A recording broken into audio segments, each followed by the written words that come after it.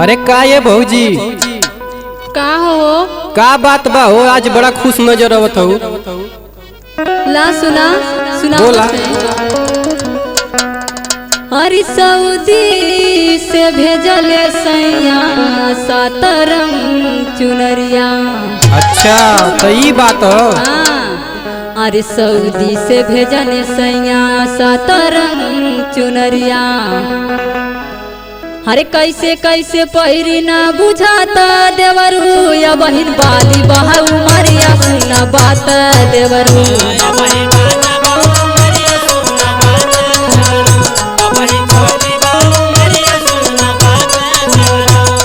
बात देवरू हो बात देवरू हो बात देवरू आ बहिन बाली बहाऊ मरिया सुना बात देवरू।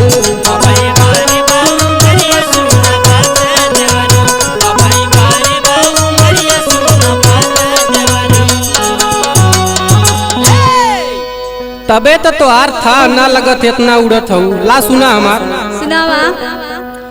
अरे भेजने हो भैया जब से सतरंगी चुनरिया।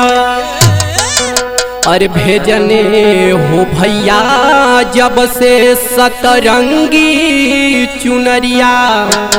अरे अखिया में कजरा ना देखाता भौजी या बही बारी बहाऊ मरिया सुना बात भौजी।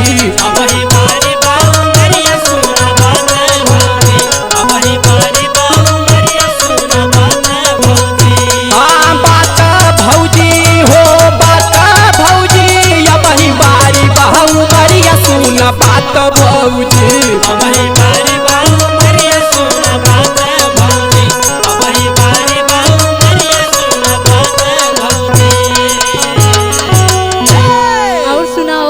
बोला। और कैसे लगाई देवरू आँखी में कजरवा। अरे कैसे लगाई देवरू आँखी में कजरवा। अरे साड़ी संग मैं चनाई के खाता देवरू या बहिन बाली बहाऊ मरिया सुना बात देवरू।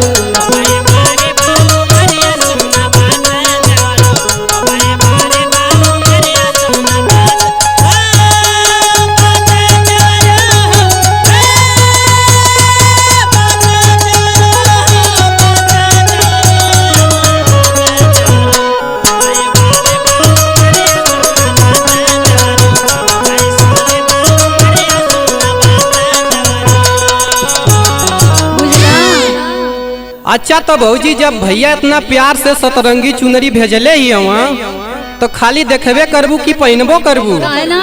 सुना। अरे कहिया पहिरबू भौजी सतरंगी चुनरिया।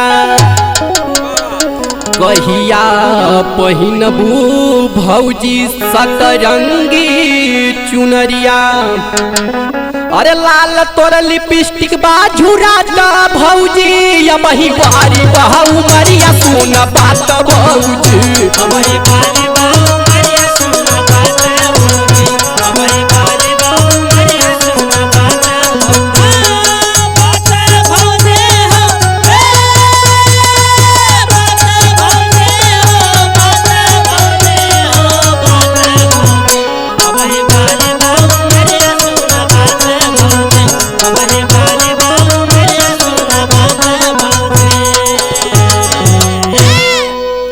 सुना हो कब हम ललकी चुनरी पहिरब? सुनावा।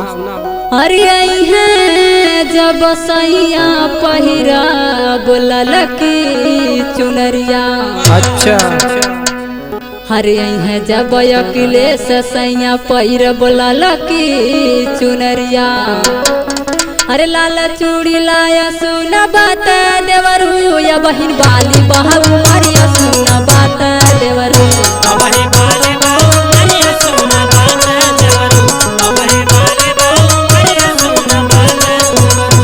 बही बारी बहाऊ मरिया सुना बात भौजी। बहिन बाली बहाऊ मरिया सुना बात देवरू। बही बारी बहाऊ मरिया सुना बात भौजी।